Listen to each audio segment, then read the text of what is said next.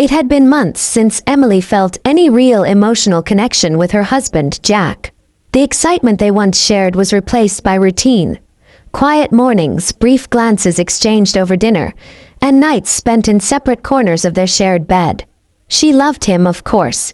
How could she not? But something was missing. A spark she couldn't seem to reignite no matter how much effort she put into the relationship. Jack was a good man, hardworking and dependable, but lately he seemed distant, distracted by work, his phone, and the endless cycle of responsibilities that took up most of his time.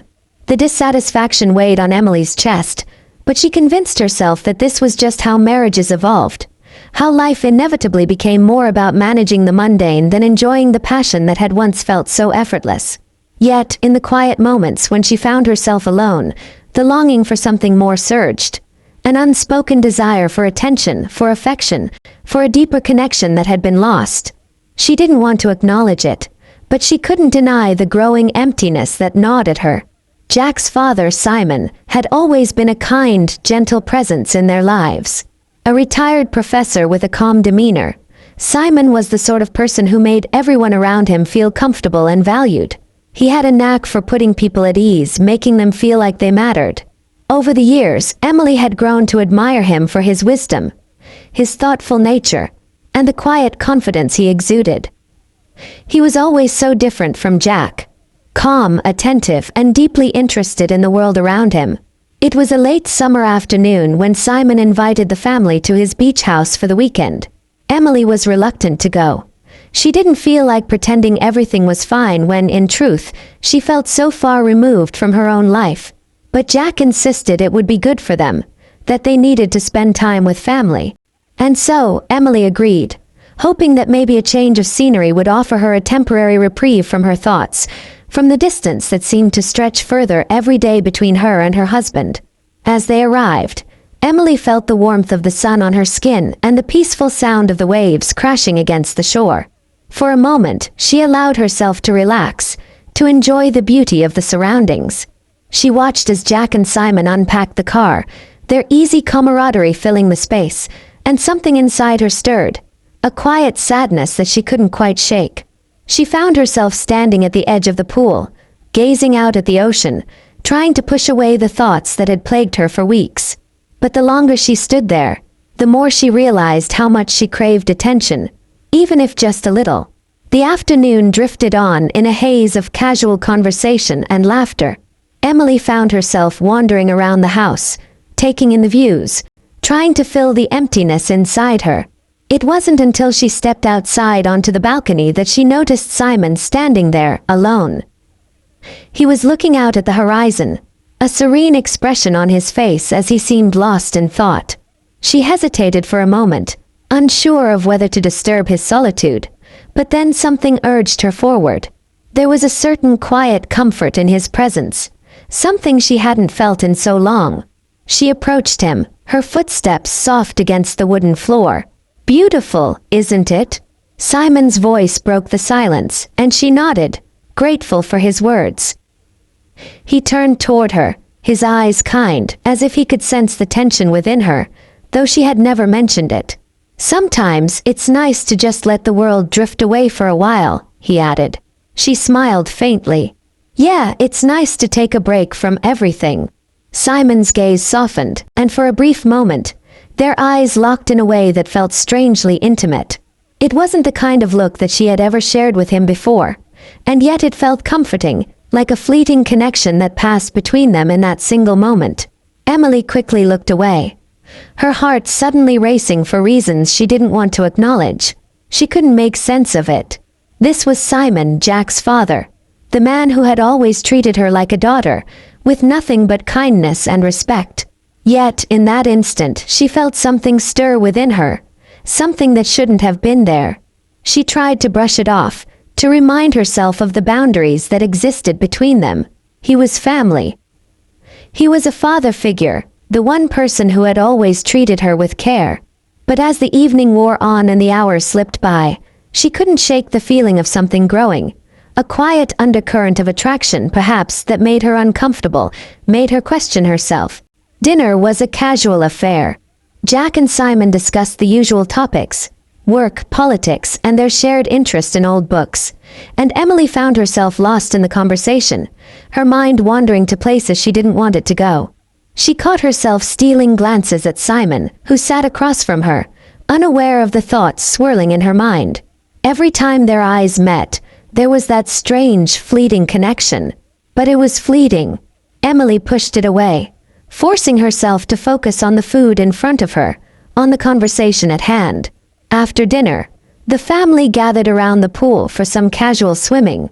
Emily was feeling a strange mixture of emotions: guilt, confusion, and an undeniable pull that she couldn't explain. She took a deep breath, trying to clear her mind. Maybe she was just tired, maybe it was just the heat getting to her.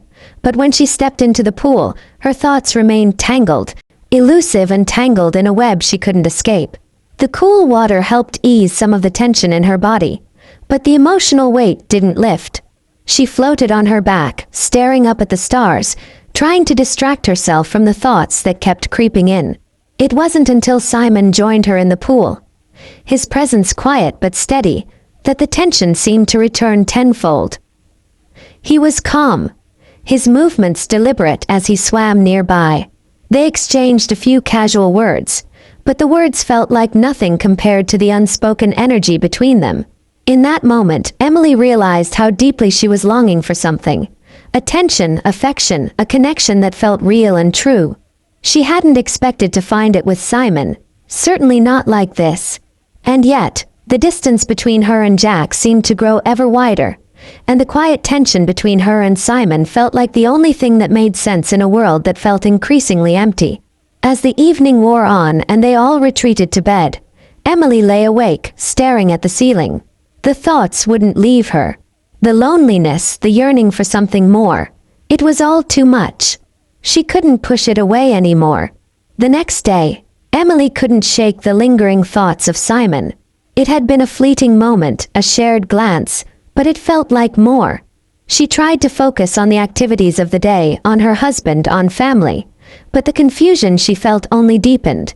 That night, after a day spent with laughter and conversation, when the others retired for the evening, Emily found herself alone again, standing by the pool. The sound of the water, the soft rustle of the wind through the trees, created an eerie stillness around her. It was in this quiet that she felt the pull again, a need she didn't quite understand. It was then that Simon appeared, as if by fate.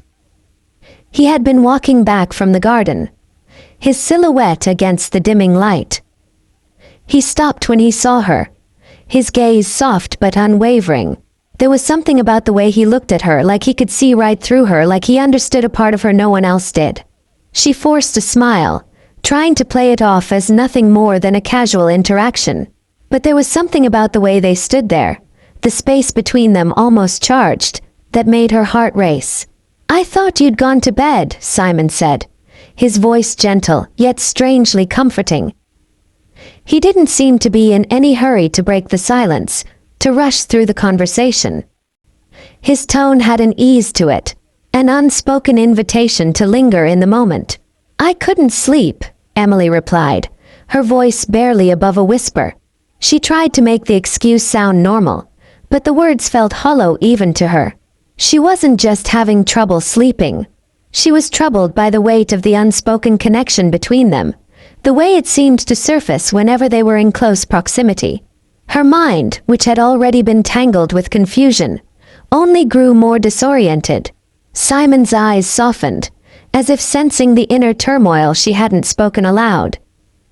He stepped closer, his presence calm and reassuring, like an anchor in a stormy sea. He wasn't pushy, never forced her into anything, but his closeness made her acutely aware of the tension in the air. She wasn't sure if it was him or herself that had created this magnetic pull, but it was undeniable now. "You seem distant tonight," he said, his voice barely audible, yet it carried a weight that made Emily's heart skip a beat.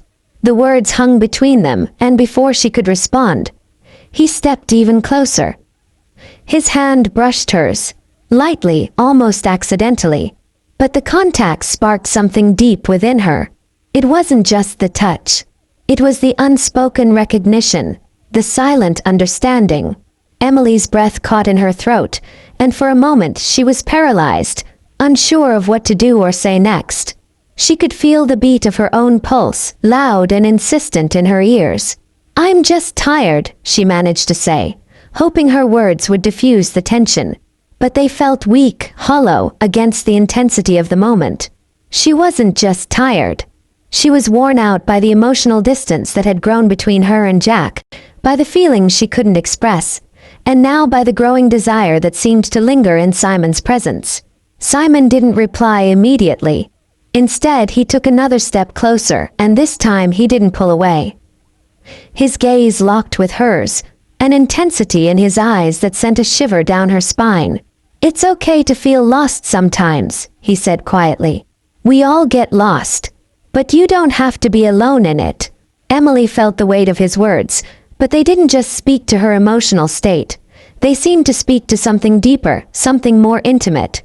Her heart raced as she felt an undeniable pull toward him, a deep yearning for the connection she had been craving. Her mind screamed at her to pull away, to stop this before it went any further, but her body didn't listen. She didn't want to pull away. Not right now. Not when she felt seen in a way she hadn't felt in months. The silence between them stretched on, and then Simon's hand moved, gently resting on her arm. It was a touch that should have been innocent, but it felt loaded with something more. His fingers lingered for a moment longer than necessary, and Emily found herself unable to step back. She stood